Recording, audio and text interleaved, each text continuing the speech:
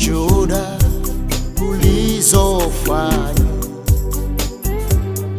Ninataka na mimi nione kwa macho.